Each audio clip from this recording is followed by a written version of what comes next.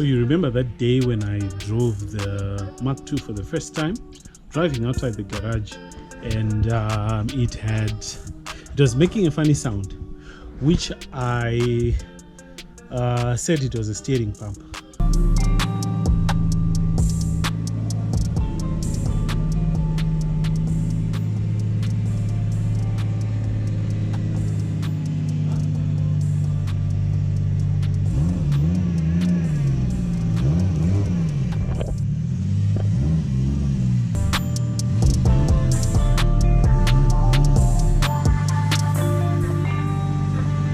Turns out it wasn't a steering pump.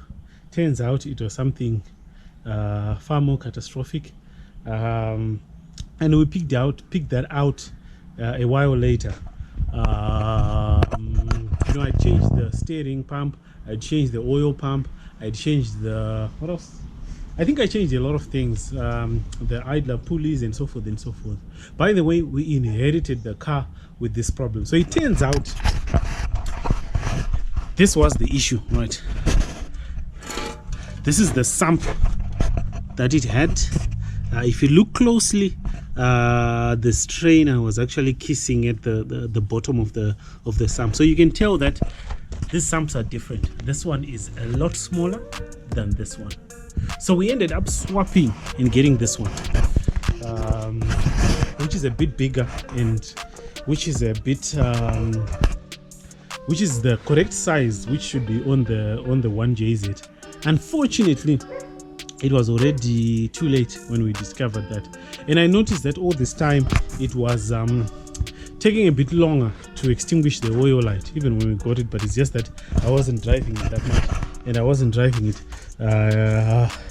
as hard, really, if I could put it that way. So when we then found out, when we changed that oil sump, the car completely went quiet, and those sounds we were no longer hearing them, because I thought it was the steering pump when it wasn't even the steering pump. So at the end of the day, as time went on, we actually spun a bearing. That's the story. That is why, I'm sorry about the bad lighting. We do not have power at the moment. As you can see, it's really on jack stands, and the engine is pretty much in pieces. It spun a bearing. That's the story.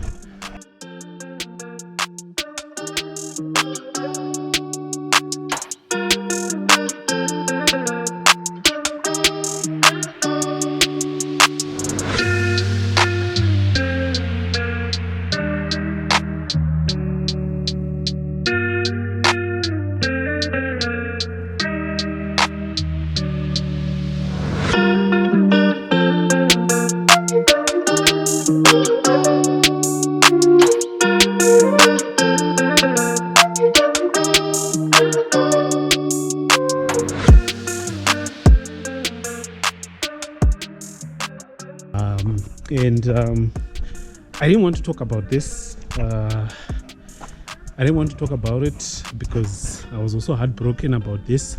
But we sent the block to the machine shop. They had a look at it. Obviously, the crankshaft is gone.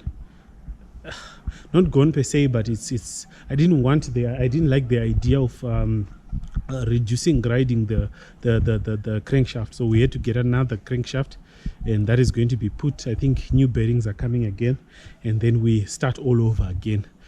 So I also want to make special mention to Adam Said, because if it wasn't for him, probably there are things which I started to notice and tweak and correct. Because what he pretty much did, he gave me, you know, Toyota manuals don't really tell you, they don't really tell you what to do after you've done like an engine rebuild. They'll just tell you this is standard, this is what you should do, these are the clearances, this is that, this is that, this is how you tighten this, and so forth and so forth. But it really doesn't get thorough as to say how long should you drive the car afterwards, before you change oil, before you check for this and that. So what he did, remember I mentioned that in the video, so I know he was watching the previous video and he gave me a detailed plan, a detailed roadmap as to what needs to be done, right? What I need to do, change oil if the first 200 kilometers, 250 kilometers, and change after 500, and so forth and so forth. Observing what's happening inside there and so forth. Splitting the, what you call it, the oil filter and so forth every time we do that oil change. So exactly that is what I was doing, and observing for any shavings and anything like that, and there wasn't anything for that time. And I think I observed the first, which is the bearing which was spun. I noticed that it was changing color to like blue. And I contacted my machine shop, and they told me to take it apart, just take the cap off. But I guess at the time I wasn't very, I just thought everything was okay, having driven I think almost 2,000 kilometers, 1,500 kilometers or something. I just thought everything was okay. One afternoon I just decided to drive it on airport road, and when I drove it to airport road, because I hadn't been driving it for a long time, so it was parked. So when I drove it to the airport road and drove back, I had a road knock.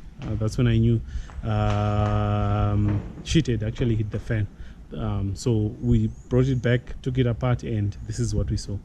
So that is being sorted, and hopefully the car should bounce back. And I don't know, we'll see how the car will be performing from there and how everything is going to be.